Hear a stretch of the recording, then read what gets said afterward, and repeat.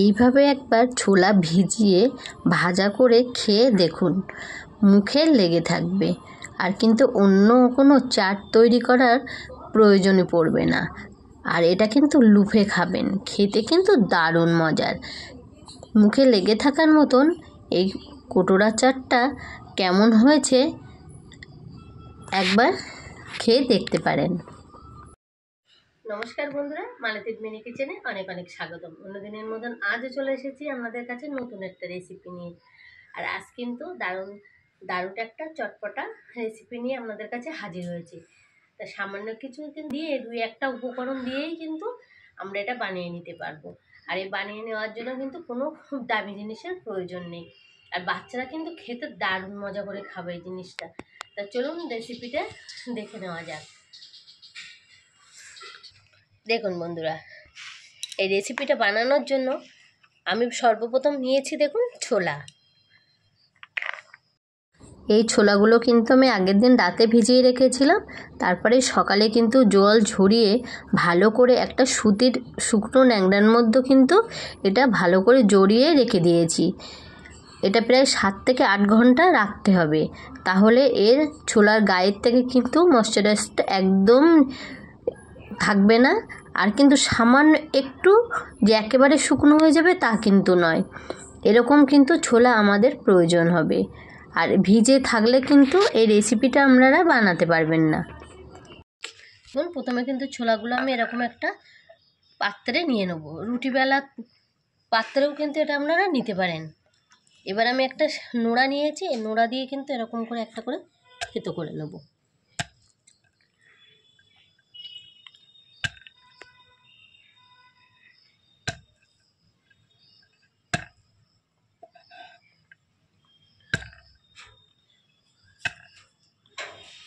দেখুন, প্রত্যেকটা ছোলা কিন্তু এরকম করে একটু থেতো করে নিতে হবে। একটাই কিন্তু বাড়ি দিতে হবে, এরকম করে সবকটা কিন্তু আমি আগে থেতো করে নেব। এরকম করে কিন্তু একটা পাত্রে আগে তুলে নেব।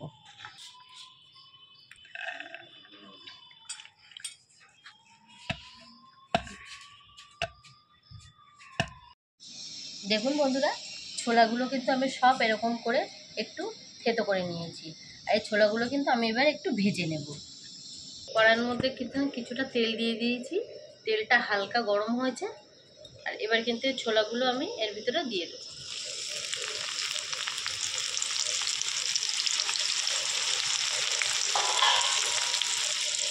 দিয়ে কিন্তু বেশ সুন্দর করে একটু মচমচে করে ভেজে নেব।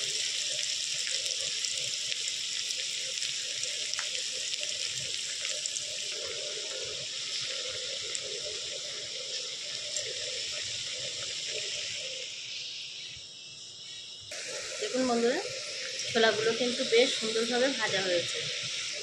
একটু মচমচে করে কিন্তু এগুলো নামাতে হবে। আর একটু লাল লাল হলে কিন্তু এটা নামিয়ে দেব। এগুলো সুন্দরভাবে ভাজা হয়ে গেছে, আর এগুলোও নামিয়ে দেব।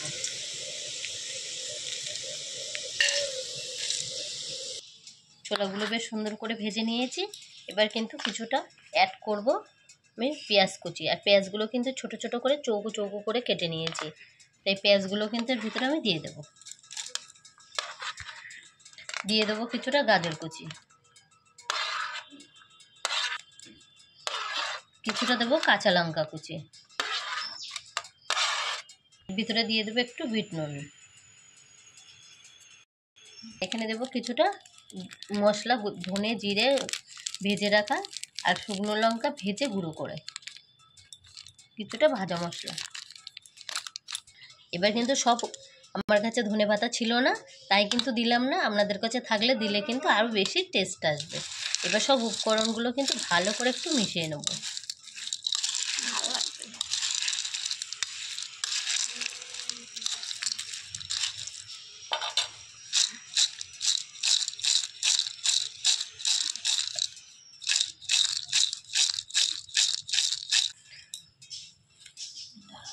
একটা কলা পাতা কিন্তু নিয়েছি, আর কলা পাতাটা দেখুন সুন্দর করে মুড়িয়ে কিন্তু একটু খিলে মতন করে নিয়েছি। আর এই খিলি মোড়ার মধ্যে কিন্তু আমি এই সুন্দর মাখানোটা, এটা ছোলা মাখানোটা কিন্তু আমি এর ভিতরে দিয়ে দেবো।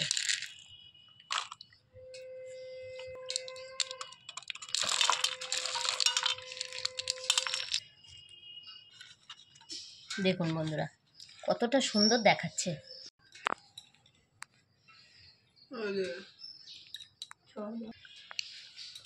দেখুন দেখতেও কিন্তু দারুণ লাগছে। আপনারাও কিন্তু বাড়িতে এরকম ছোলা ভিজিয়ে কিন্তু ভেজে একটা চাট তৈরি করে খেতে পারেন, খেতে কিন্তু দারুণ লাগবে। আর এই রেসিপিটা যদি আপনাদের ভালো লেগে থাকে তো প্লিজ একটা লাইক কমেন্ট শেয়ার ও সাবস্ক্রাইব করতে ভুলবেন না।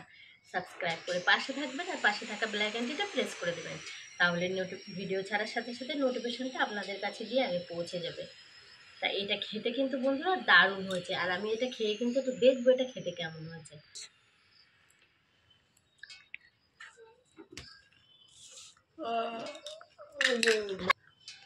বন্ধুরা দারুণ কিন্তু হয়েছে। তাই চাট, এই ছোলার চাটটা রেসিপিটা কিন্তু আজকের মতন এই পর্যন্ত। নিয়ে আসি একটা পরের রেসিপি। ততক্ষণ সবাই সুস্থ থাকবেন, ভালো থাকবেন। টাটা।